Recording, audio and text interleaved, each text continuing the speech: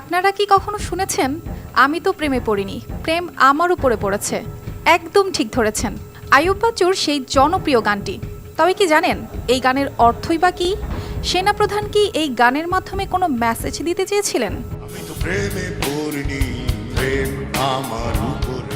এবার ফিরে যাওয়া যাক ৩ আগস্টের সেই ঐতিহাসিক বৈঠকের দিকে। এটি ছিল এমন একটি বৈঠক যা পুরো দেশের পরিস্থিতি বদলে দেওয়ার পেছনে বড় একটি কারণ ছিল। তার সেই গুরুত্বপূর্ণ বক্তব্য, যা একটি জাতির ক্রান্তিকালে সাহসী সিদ্ধান্তের প্রতীক হয়ে উঠেছিল, সেটাও শোনার মতো ছিল। সেদিন ঢাকার সেনা সদর দপ্তরের বৈঠকে উত্তেজনা আর উদ্বেগ ছিল চরমে। সবাই জানতে চাচ্ছিলেন সেনাবাহিনী কি পদক্ষেপ নেবে। বৈঠকটি যখন চলছিল তখন সেনাপ্রধান বলেন, আমি তো প্রেমে পড়িনি, প্রেম আমার উপর পড়েছে।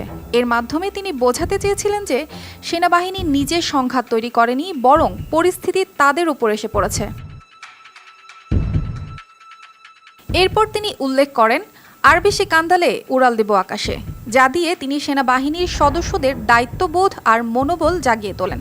তবে তার সবচেয়ে গুরুত্বপূর্ণ বার্তা ছিল, নিজেদের জনগণের উপর গুলি নয়, এখন থেকে আর কোনো গুলি নয়।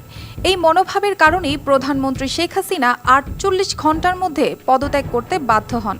সেনাপ্রধান জেনারেল ওয়াকারুজ্জামানের এই বক্তব্য ছিল এক সাহসী সিদ্ধান্তের প্রতীক। বৈঠকের মূল আলোচনায় তিনি স্পষ্ট করেন, সরকার যদি সেনাবাহিনীকে নিযুক্ত করে তবে তারা আদেশ মানতে বাধ্য, কিন্তু সেনাবাহিনী কখনোই জনগণের বিরুদ্ধে সহিংসতায় অংশ নেয়নি। সেদিনের বৈঠকের মূল বার্তা ছিল পরিষ্কার, সেনাবাহিনী জনগণের পাশে থাকবে এবং দেশের স্বার্থ রক্ষায় সর্বদা প্রস্তুত থাকবে। জেনারেল ওয়াকারুজ্জামানের এই সাহসী সিদ্ধান্ত এক ইতিহাস হয়ে থাকবে।